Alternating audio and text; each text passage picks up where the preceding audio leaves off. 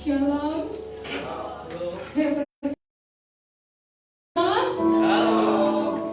sekali lagi lebih semangat, boleh kasih senyumnya ke sampingnya, katakan Shalom. Oke. Kita akan mulai bercerita. Saya mau undang semua kita mau datang dalam hadirat Tuhan. Mari kita bersatu dalam doa. Terima kasih Bapa, terima kasih Tuhan atas setiap kebaikan-Mu dalam hidup kami. Tuhan, terima kasih untuk hari yang baru. Amin. Kita mau tetap dalam hadirat Tuhan. Kami mau menghampiri Engkau Tuhan, membawa hati kami. Haleluya.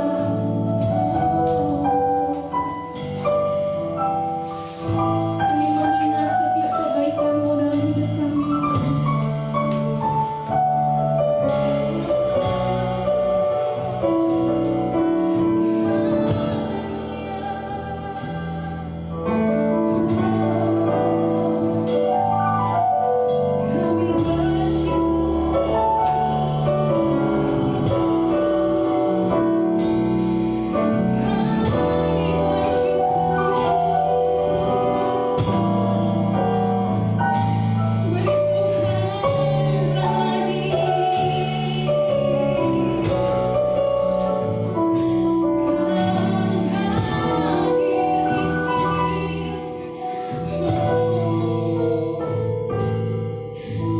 Firman Tuhan berkata, Tuhan mencari orang yang menyembah Tuhan dengan sungguh-sungguh. Firman Tuhan bilang, pengenalan akan Allah lebih baik daripada korban sembelihan. Tuhan rindu kita yang mau intim dengan Tuhan.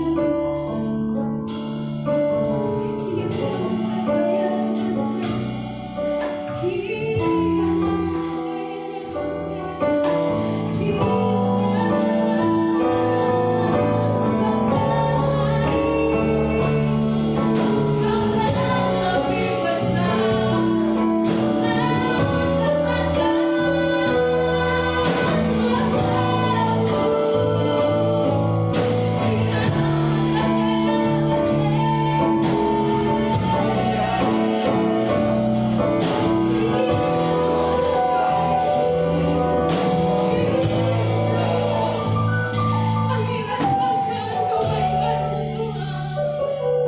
Kami rasakan pertolongan-Mu. Kami Bapa Ibu pimpin kami mau berhadapan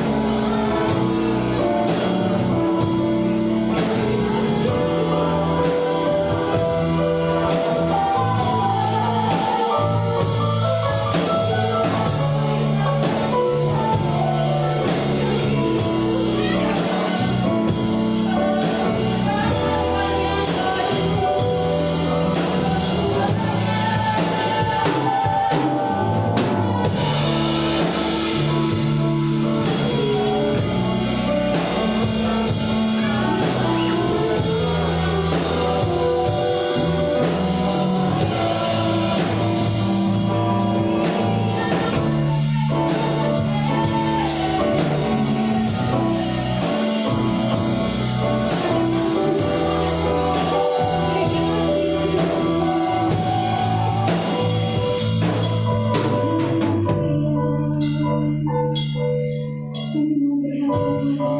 Tuhan.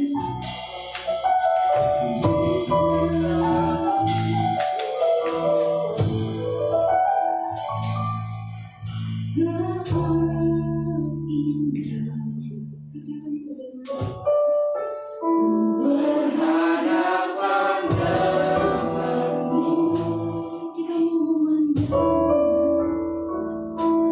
memandang wajah-Mu, Yesus kekasih jiwaku.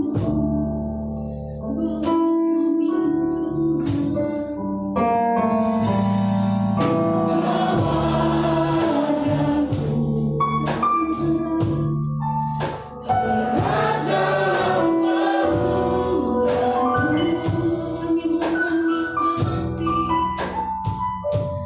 Menikmati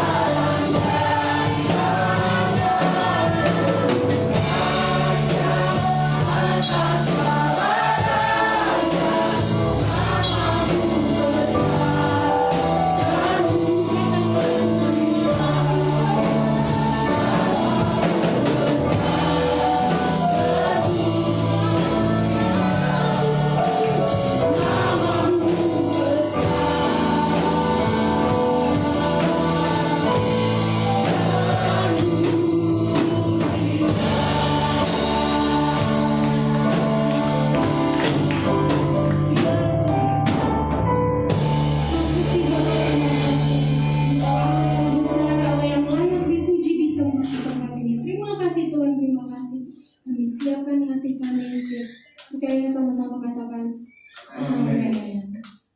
Kemarin kita merayakan tahun baru Imlek, boleh sapa dulu yang di belakangnya, katakan selamat hari tahun baru Imlek. Mungkin nggak ketemu, kiranya Tuhan Yesus selalu menyertai kita. Firman Tuhan berkata, kalau hidup kita benar, anak cucu kita juga dijamin sama Tuhan. Amin. Kita angkat satu lagu pujian yang luar biasa, begitu besar kasih Allah. Sama bergerak bagi Tuhan, yes.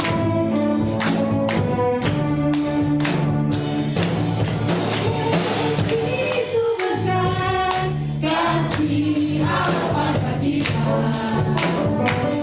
Diberkatilah hidup kita di mana-mana. Kemiskinan menjadi kekayaan.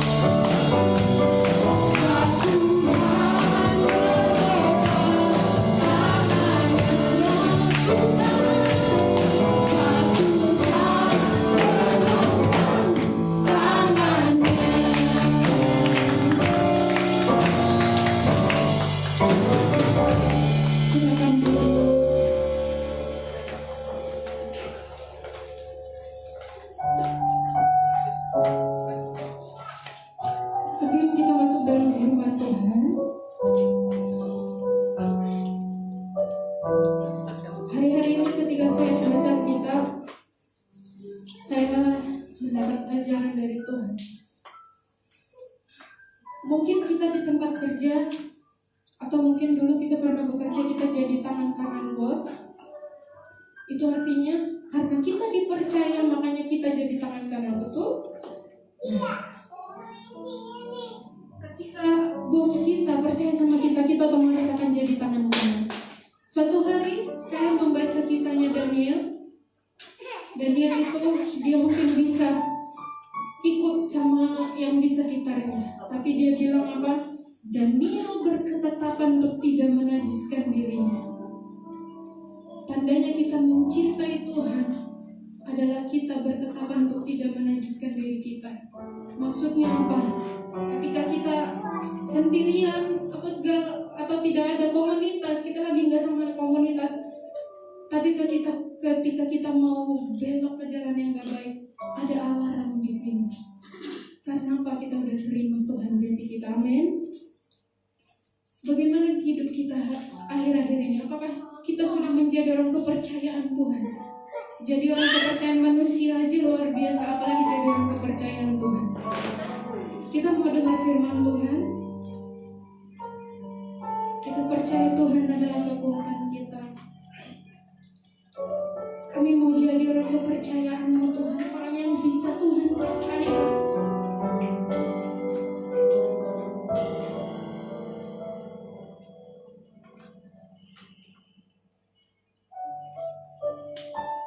Kita mau bawa hati pada Tuhan. Ya Tuhan Yesus.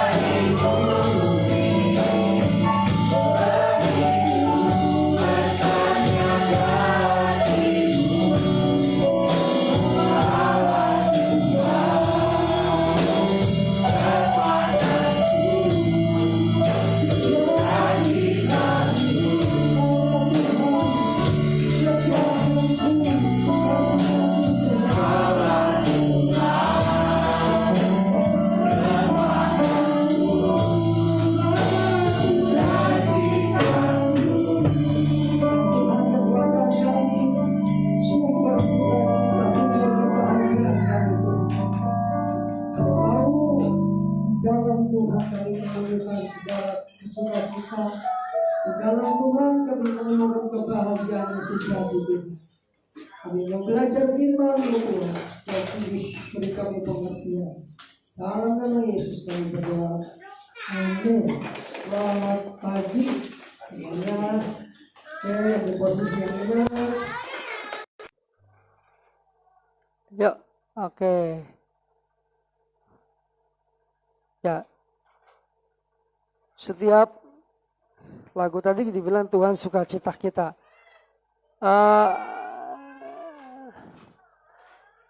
Setiap orang pasti butuh namanya, semua orang pasti namanya hidup bahagia, bener nggak? Oke, anak-anak bisa diinihin. Ya, nggak ada seorang pun makhluk hidup manusia yang mau hidup susah pasti kan. Pengantin baru Jenny dan Ucok menikah untuk bahagia, benar nggak? Mengharapkan satu kebahagiaan. Nggak ada orang asing mau menikah supaya susah, nggak ada pasti. Semua berharap ada kebahagiaan, benar nggak? Nah, ada orang masalahnya seringkali orang mengukur ukuran kebahagiaan seseorang itu berbeda-beda gitu kan. Ada orang yang mengukur kebahagiaan dengan materi, dia berpikir dengan saya punya ini dan itu, saya punya, saya akan bahagia. Contoh, kalau orang itu belum kerja mungkin dia kalau saya kerja, saya pasti akan bahagia. Setelah kerja, kalau saya punya gaji sekian, saya pasti bahagia. Ternyata enggak juga gitu kan. Semakin semakin dipercaya tanggung jawab pasti semakin besar dan pekerjaan semakin sulit gitu kan. Saya pernah mendengar kesaksian seseorang pernah berkata, semakin orang dipercaya dalam pekerjaan, yang capek bukan lagi tenaga tapi pikiran katanya. Makanya dalam sebuah perusahaan, tugas seorang pemimpin perusahaan biasa lebih berat direktur gitu ya. Kenapa? Karena dia capek otaknya. Lebih berpikir bagaimana mengatur perusahaan itu. Kalau yang karyawan mungkin bagian produksi dia hanya sebatas fisik gitu kan. Gitu kan. Semua orang pasti pengen bahagia. Ada orang bahagia mungkin dengan saya punya banyak koleksi tanda kutip gitu kan. Oh, saya akan bahagia. Ternyata enggak gitu kan. Ada orang punya uang banyak justru bukan semakin bahagia, semakin susah tidur. Mikirin mau dikemanain duitnya gitu. Tapi kembali kita belajar hari ini. Yuk baca Yeremia 29 ayat 11. Yuk, Yeremia 29 ayat 11, coba yuk. Yeremia 29 ayat 11. Ayat yang sering kita baca. Kita baca sama-sama. 2, 3. Sebab aku ini mengetahui rancangan-rancangan apa yang ada padaku mengenai kamu. Demikianlah firman Tuhan. Yaitu rancangan damai sejahtera dan bukan rancangan kecelakaan. Untuk memberikan kepadamu hari depan yang penuh harapan. Tuhan menjanjikan, Tuhan bilang, aku punya rencana. Rencanaku itu tujuannya untuk memberikan masa depan yang penuh harapan. Kebahagiaan sejati. Kata Tuhan. Tuhan berkata, aku punya rencana. Nah, tapi dibilang ada dua rencana. Manusia juga punya rencana. Tuhan juga punya rencana. Seringkali kita mengalami namanya ketidakbahagiaan karena kita justru seringkali bertindak di luar rencana Tuhan. Jadi antara rencana kita dengan rencana Tuhan enggak connect, enggak nyambung, enggak selaras. Benar enggak? Kalau zaman dulu, sekarang mungkin saya enggak tahu apa orang masih suka dengar radio atau enggak. Kalau kita mau dengar radio, berarti frekuensi radio kita disesuaikan dengan frekuensi radionya.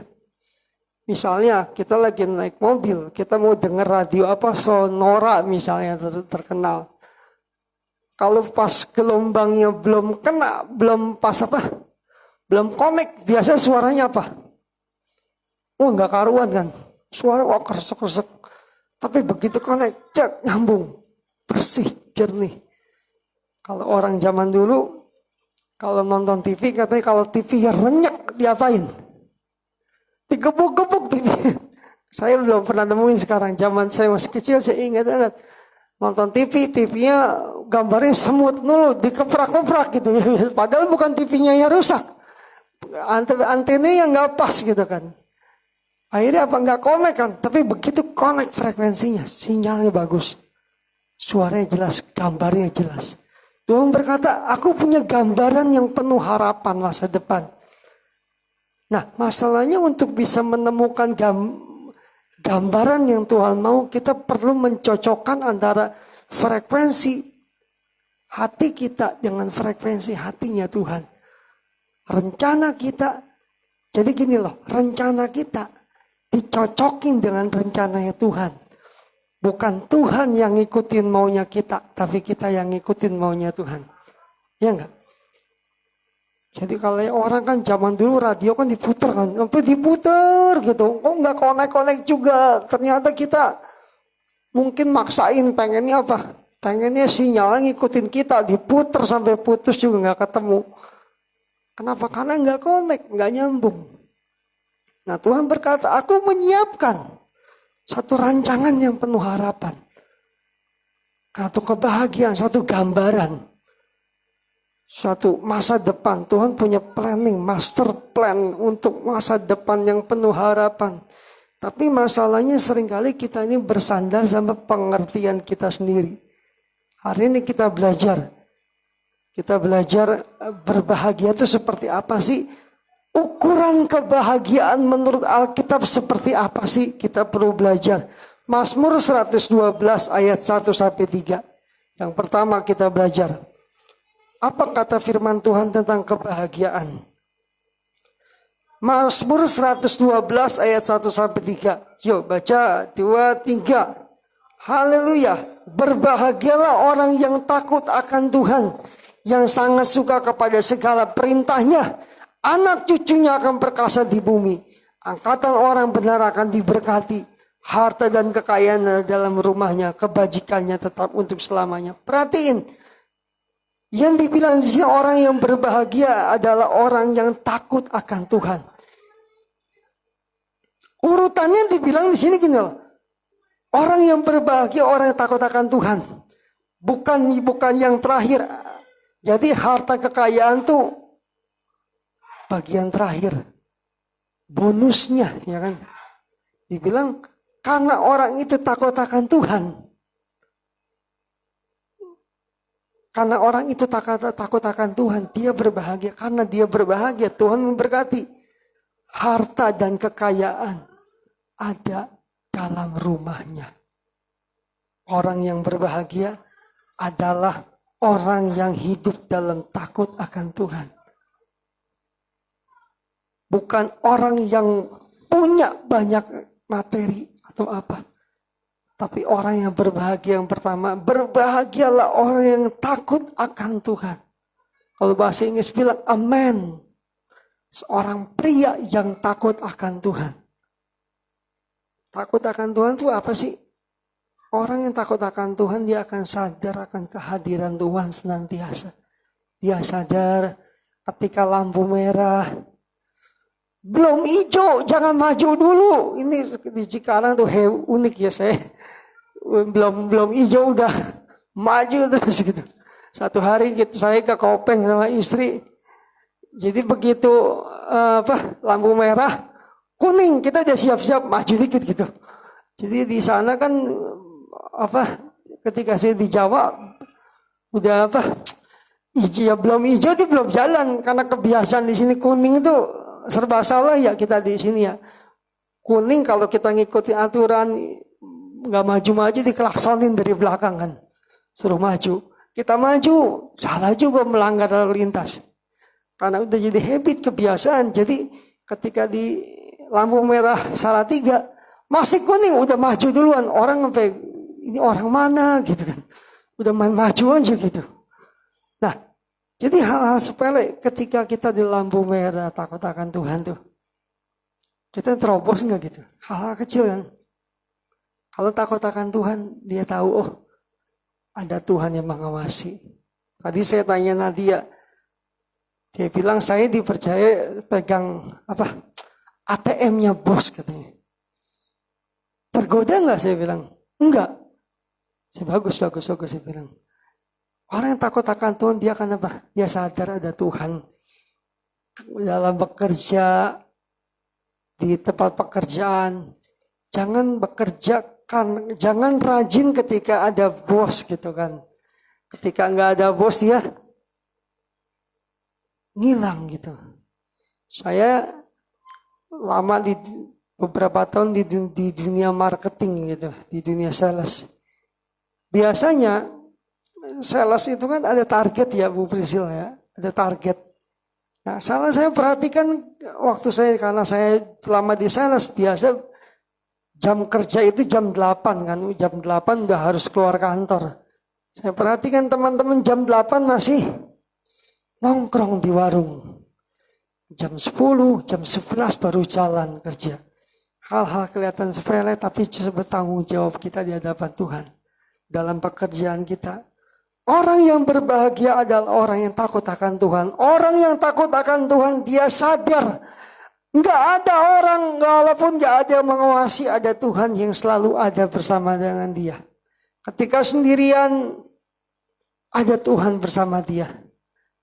Dia enggak takut menghadapi apapun. Yang kedua, orang yang berbahagia adalah orang yang diberkati Tuhan. Perhatikan. Orang yang berbahagia adalah orang yang diberkati Tuhan. Saya mau bilang, berkat itu tidak selalu dalam bentuk uang. Tadi Mazmur bilang berbahagialah orang yang takut akan Tuhan. Bahasa Inggris bilang blessed, diberkatilah orang yang takut akan. Orang berbahagia adalah orang yang diberkati Tuhan. Nah, saya mau tanya, apa berkat terbesar dalam hidup manusia? Apa coba? Berkat paling besar dalam hidup kita adalah kalau Tuhan berkenan sama hidup kita. Betul? Itu berkat paling besar kalau hidup seseorang berkenan sama Tuhan. Makanya lagu tadi bilang apa? Tuhan menetapkan langkah-langkah orang apa? Yang hidupnya berkenan. Ingat loh, berarti tidak semua orang ditetapkan. Berarti Tuhan bilang Tuhan menetapkan langkah-langkah orang yang hidupnya berkenan. Jadi kalau hidupnya berkenan, Alkitab katakan kalau jalan hidup seseorang berkenan di hadapan akan Tuhan, maka musuh orang itu pun akan diperdamaikan. Artinya orang yang diberkati berarti orang yang berbahagia adalah orang yang diberkati Tuhan. Orang yang diberkati Tuhan berarti orang yang berkenan di hadapan Tuhan, di hati Tuhan.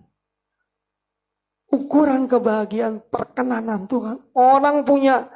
Jadi saya mau bilang bencana paling besar bukanlah tsunami, bukan gempa bumi, bukan kematian, tapi apa? Bencana terbesar kalau Tuhan tidak berkenan sama hidup orang itu. Habislah sudah. Kalau Tuhan sudah tidak berkenan lagi dengan hidup orang itu. Wah, repot dah. Cek di hati kita, kira-kira hidup kita berkenan gak sama Tuhan? Dan ini perlu dilatih setiap hari. Kembali yang pertama, kuncinya apa? Takut akan Tuhan. Takut akan Tuhan. Ibu-ibu pilih mantu, cari yang takut akan Tuhan. Nomor pertama. Kriteria pertama yang takut akan Tuhan. Bukan sekedar dia kaya, bukan sekedar dia punya jabatan tinggi. Punya jabatan tinggi gak takut akan Tuhan, sia-sia. Punya uang banyak gak takut akan Tuhan, buat apa? Bikin susah hidupnya nanti. Takut akan Tuhan. Yang ketiga, Kisah Rasul 20 ayat 35. Kisah para Rasul pasal 20 ayat 35.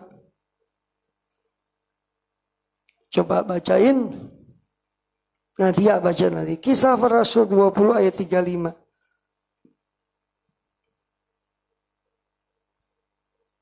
Kisah Para Rasul pasal 20 ayat 35. Pasal 20.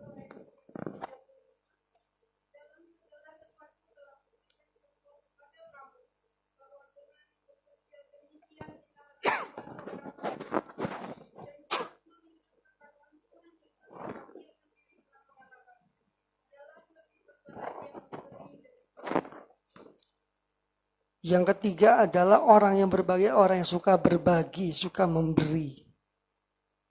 Adalah lebih berbahagia memberi daripada menerima. Nah, salah satu orang tuh paling seneng apa? Nerima atau memberi? Hah? Nerima, benar nggak? Coba dapat kemarin saya lihat orang bikin status gini. Pak, kalau corona diprotes nggak percaya, katanya nggak percaya adanya corona, tapi kalau ada bantuan corona orang percaya gitu. Ya kan sekarang orang, saya punya teman, saya bilang, saya cerita ada COVID, dia, lu masih percaya COVID, gua aja nggak percaya COVID, katanya teman saya bilang gitu. Saya bilang, tapi bantuan COVID percaya katanya. Orang nggak percaya sama corona, tapi bantuannya percaya gitu ya. BLT apalagi bantuan percaya pasti ngantri gitu. Kalau ngantri ke gereja takut, tapi kalau ngantri bantuan COVID orang ngantri datang berbondong-bondong ke BRI rame-rame gitu. Tapi itulah orang yang memberi adalah orang yang berbahagia. Kenapa? Karena memberi adalah satu tindakan kasih. Bapak Ibu ingat nggak? Yesus memberi makan 5.000 orang, modalnya berapa?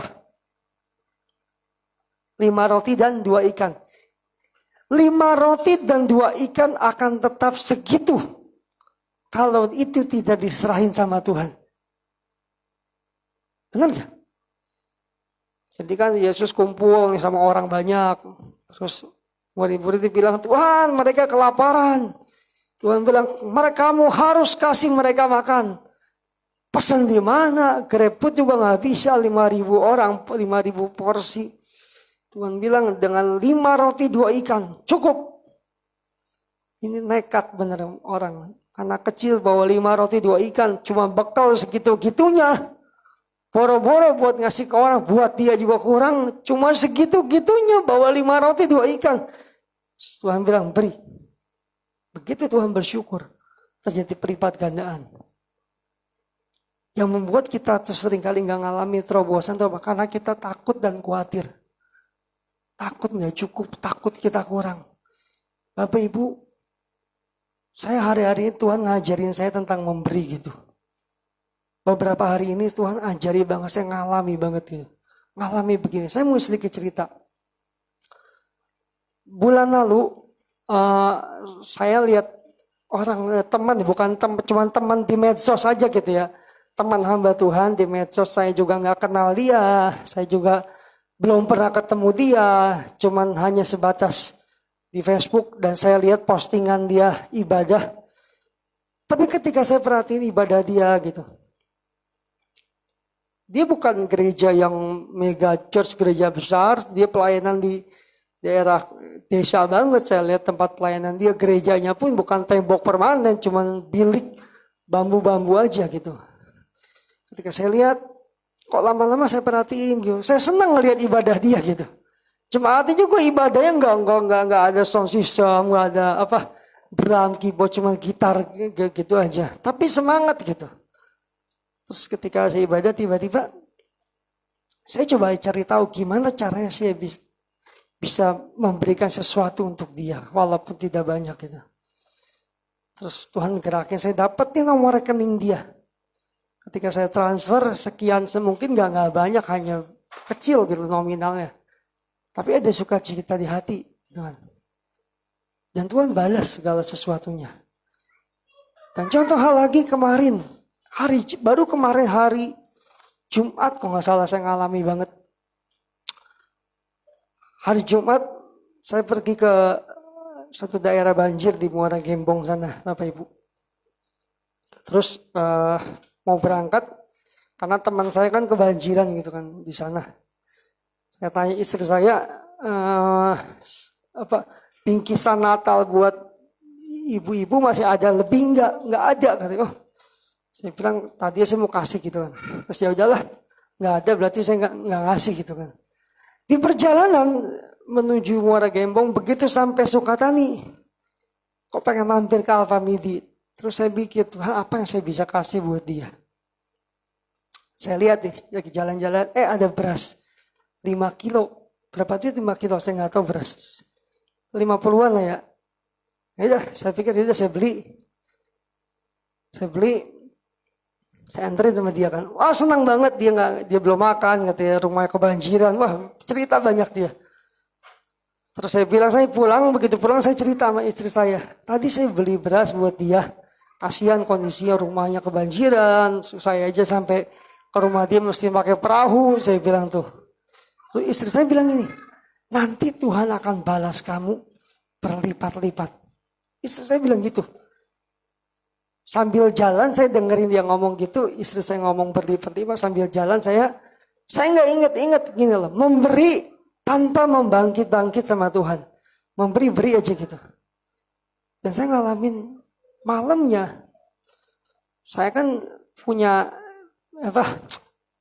bisnis sampingan lah, ngerti kan ya, jualan itu. Nah terus malam-malam tiba-tiba ya orang telepon.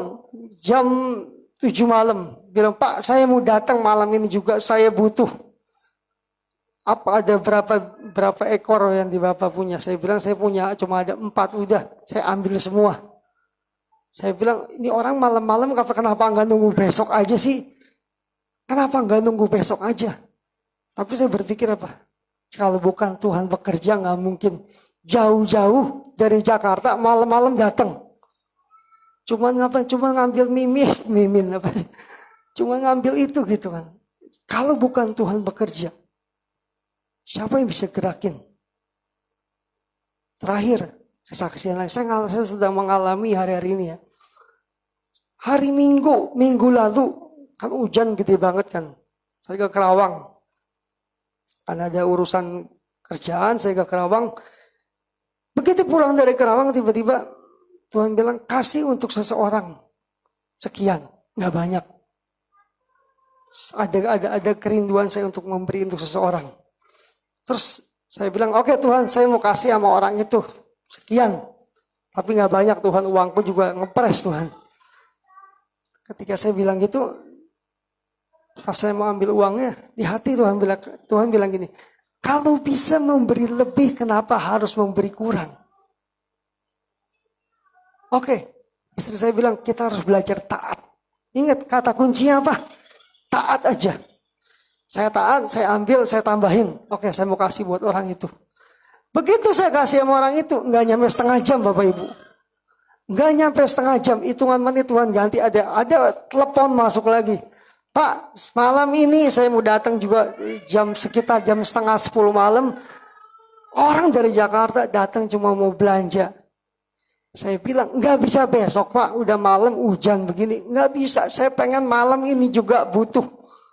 Saya pikir ini orang ngapain malam-malam sampai setengah 11, setengah 12 malam datang ke sini cuma buat belanja. Saya lihat terkadang cara Tuhan bekerja tuh tidak masuk di akal. Ketika kita memberi berarti kita sedang menabur. Namanya dari menabur sampai menuai itu butuh waktu. Ya kan? Kapan waktunya? Bukan urusan kita. Itu urusan Tuhan. Yang penting itu lakukan bagian kita loh gitu. Beri aja beri. Waktu kita, tenaga kita, uang kita gitu. Tahu nggak Bapak Ibu? Dalam Matius 25 ayat 41 sampai 45. Bicara tentang memberi itu bicara tentang menyangkut. Bukan hanya bicara menyangkut kualitas hati kita. Tapi ketika di hari penghakiman, ingat nggak Matius 25? Di situ ada domba, ada kambing. Yang Tuhan permasalahkan apa? Masalah sikap hati. Ketika aku lapar, kamu beri aku makan enggak? Ya kan? Ketika aku dalam penjara, kamu beri aku waktu enggak kamu besuk aku? Ketika aku telanjang, kamu beri aku pakaian enggak? Ya kan? Baca deh, kalau nggak nanti baca di rumah aja deh, panjang ayatnya. Matius 25 ayat 41 mulai. Tuhan permasalahkan masalah gitu. Arti gini loh, Tuhan mau setiap berkat yang kita terima, sadar enggak sih itu tuh bukan maunya kita loh sepenuhnya loh. Itu punya ada bagian orang lain yang sebenarnya kita tuh harus berbagikan. Ada hak bagian gitu loh. Tuhan memberkati saya bukan untuk saya sendiri, tapi untuk orang lain juga gitu. Tapi masalahnya gini loh, Tuhan tuh ciptain kita, Tuhan mau kita tuh bukan jadi bak penampungan, tapi saluran air. Coba deh Bapak Ibu, namanya kolam. Bapak Ibu coba taruh air di ember deh. Biarin air di ember seminggu, 2 minggu, sebulan, 2 bulan, lama-lama apa?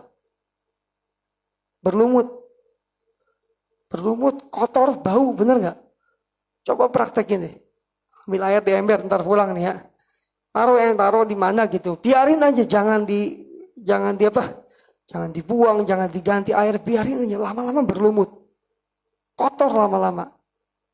Kenapa? Karena nggak pernah disalurkan dan nggak pernah namanya diganti dengan yang baru. Tapi Tuhan ciptain kita jadi saluran. Kenapa saluran? Ketika saluran itu, kenapa saluran? Karena air yang lama dibuang, disalurkan. Ada air yang baru, diganti lagi, diisi lagi. Nah, selama kita jadi saluran berkat buat sesama, ada berkat yang baru yang Tuhan berikan dalam hidup kita. Selama kita menahan berkat itu, Tuhan tuh adil, saya perhatikan lah. Coba baca di Alkitab dalam 2 Korintus 9 ayat 6. Dibilang apa? Orang yang menabur sedikit akan menuai sedikit. Orang yang menabur banyak akan menuai banyak. Jadi gini loh, ukuran yang kita pakai untuk memberi akan diukurkan sama kita. Adil kan? Jadi adil Tuhan tuh. Jadi gini loh, besar kecilnya berkat yang kita terima, besar kecil tuaian yang kita terima ditentukan oleh seberapa besar kecilnya apa yang kita berikan buat sesama dan untuk Tuhan. Bukan ditentukan sama Tuhan loh. Saya ulangi, besar kecilnya berkat yang kita terima bukan ditentukan sama Tuhan, tapi sama kita. Matius bilang, ukuran yang kamu pakai akan diukurkan kepada kamu. Cocok, adil, benar kan? Jadi jangan ngiri kalau misalnya kita melihat saudara seiman kita lebih diberkati. Kenapa? Mungkin dia lebih banyak memberi dibandingkan lebih banyak menabur gitu kan daripada kita. Saya pernah tinggal di Kalimantan dulu, pelayanan dulu. Saya ikutin petani-petani, saya bantu jemaat di sana nanam jagung. Tahu nggak Bapak Ibu nanam jagung tuh gimana caranya? Di lubang tanah dilobangin sedikit kecil. Nanamnya berapa banyak biji jagung? Biji jagung nggak banyak, cuma 3 butir. 1 lubang 3 butir dimasukin, tutup lagi. Gali lagi 1 lubang, 3 butir. Dari 3 butir yang dia tanam 1 lubang, menghasilkan berapa ribu butir jagung yang dihasilkan. Coba hitung lentar Nadia, kamu pulang beli jagung, kamu hitung ya, 1 jagung berapa butir. Hitung berapa biji jagung, kamu hitung. Berapa biji jagung yang dihasilkan. Modalnya 3 butir biji jagung, dia tanam di tanah 1 lubang. Menghasilkan 1 pohon, ya kan? 1 pohon terdiri dari berapa jagung? Nggak tahu, hitung sendiri lah. Frans nanti cari tahu ya Frans. Hitung berapa jagung, cari sendiri. Taruhlah 3 jagung, 1 jagung berapa butir, cari sendiri. Itu kan. Artinya tuaian itu selalu lebih banyak daripada taburan. Jangan berpikir gini loh. Kalau kita berpikir buat saya aja kurang, ya akan kurang terus gitu loh. Kenapa? Karena kita nggak pernah mau berbagi. Ayolah punya hati seperti Tuhan. Oh, lebih berbahagia memberi. Bapak Ibu, kita gak akan pernah jadi miskin kok karena kita memberi kok gitu. Bicara kerelaan, bukan bicara nominal. Tapi bicara kerelaan kita untuk memberi bagi sesama. Seberapa besar kerelaan kita. Kalau kita bisa ngasih sekian berapa gitu. bicara kejujuran kita sama Tuhan. Bicara kejujuran kita sama Tuhan. Ayo, Tuhan sedang mengajar kita untuk nggak pelit terhadap sesama. Jangan sampai menahan berkat gitu. Kadang-kadang kita nuntut Tuhan pengen diberkati, tapi kita nggak pernah kita lupa bagian kita. Bagian kita sama Tuhan. Ayo belajar jujur sama Tuhan. Milik Tuhan. Apa yang menjadi hak Tuhan. Kita belajar. Ada orang berkata, oh saya sudah ngasih persepuluhan, maaf. Kita memberikan persepuluhan itu kita belum memberi sesuatu sama Tuhan. Kita tuh cuma ngembaliin milik Tuhan. Orang minjem duit, dibalikin nggak? Balikin. Tapi Tuhan ngasih pinjam sama kita. Berapa banyak berkat Tuhan dikasih sama kita. Tuhan cuma minta kembaliin berapa? 10%. 10%-nya diambil juga. Bilangnya Tuhan bilang, mungkin kalau saya jadi Tuhan, ini orang benar-benar ya. Akhirnya Tuhan tahan aja berkatnya. Gak jujur. Misalnya, saya minjem uang sama Frans. Frans, saya pinjam uang 100.000. Dikasih pinjam. Enggak, saya ganti. Kira-kira saya minjem dikasih lagi enggak, Frans? Enggak bakalan. Enggak bakalan. Kenapa? Tuhan bilang, kemarin aja kagak diganti, lu minjem. Karena lu minjem lagi. Kita sama Tuhan itu sebenarnya berapa banyak berkat Tuhan yang Tuhan kasih sama kita. Hari ini, jam 9 pagi. Tadi pagi bangun jam berapa, Frans? Jam berapa? Jam 6. Jam 6, 7, 8, 9. Berapa banyak berkat, sudah 3 jam ini berkat Tuhan ada banyak yang dia terima. Ya kan? Tapi Tuhan cuma minta 10%-nya kita masih itu juga. Bayang kalau ditotalin. Dari nafas, dari segala macam yang Tuhan kasih sama kita. Saya berpikir kalau Tuhan pelit, bayang kalau nafas itu pakai token gitu. Habis tokennya, habislah kita sudah. Yuk kita belajar berbahagia, hidup berbahagia. Yang pertama apa? Orang berbahagia adalah orang yang takut akan Tuhan. Yang kedua, orang berbahagia adalah orang yang diberkati. Yang ketiga, orang berbahagia adalah orang yang suka berbagi, orang yang suka memberi. Yuk kita belajar berbagi kepada sesama, belajar hidup dalam takut akan Tuhan. Tuhan memberkati. Kita berdoa, Tuhan, kami mau belajar Tuhan untuk kami boleh hidup dalam takut akan Tuhan. Belajar berbagi, belajar mengasihi sesama, belajar peduli terhadap sesama Tuhan. Kami menyadari setiap berkat yang kami terima itu sepenuhnya milik Tuhan. Dan sebagian dari itu adalah milik orang lain di mana kami harus belajar berbagi Tuhan. Seperti Bapa mengasihi kami dan Kau memberikan anak-Mu buat kami Tuhan. Demikian kami juga mau belajar mengasihi sesama dengan kami memberi yang terbaik Tuhan. Terima kasih Tuhan. Tanamkan firman-Mu di hati kami. Biar itu boleh berbuah lebat Tuhan. Kami bersyukur tanamkan firman-Mu di hati kami Tuhan. Sebentar kami akan berikan persembahan, berkati setiap persembahan kami berikan. Kami memberi karena kami mengasihi Tuhan. Berkati setiap persembahan yang kami berikan Tuhan. Dalam nama Yesus kami berdoa. Amin, amin. Kita akan berikan persembahan. Jadi nanti yang bertugas saya minta Frans sama Hansen ya. Bapak Frans sama Hansen yang bertugas menjalankan persembahan. Sekali-kali kaum pria menjalankannya. Bapak Frans sama Hansen. Kita angkat lagu tadi. Tuhan menetapkan langkah-langkah orang yang hidupnya berkenan.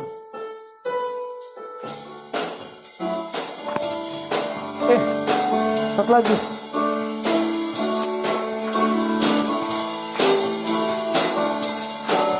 Tuhan menetap langkah-langkah orang yang hidupnya berkenan kepadanya. Apabila ia jatuh tak sampai tergeletak, sebab Tuhan menopang tangannya.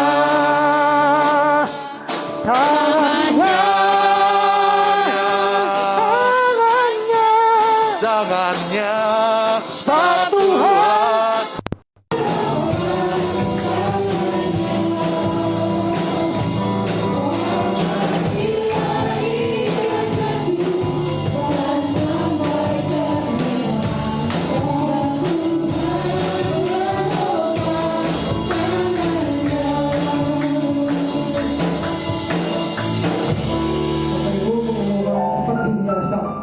hari berarti itu loh, hari Kamis tidak ada doa di Zoom. Yuk jam berapa? 7. Oh Bapak pria gimana tetap Kamis dong pindah Jumat? Bapak Kamis. Oh pria jam 7 malam, jam 8 malam hari Kamis juga. Di setelah yuk jam 7 malam. Oh pria jam 7 malam. Kita di Zoom dulu sementara. Jam 8 malam kali. Oh pria jam 8 malam di Zoom semua. Kita lewat Zoom semua sementara. Mungkin bulan depan mudah-mudahan sudah bisa semua yang normal kembali. Itu aja. Ada pengumuman tambahan Ibu Bumi? Ada. Oke, berarti yuk kita akhiri pada kita berdoa. Terima kasih Tuhan, terima kasih setiamu. Terima kasih. Syukur Tuhan, syukur.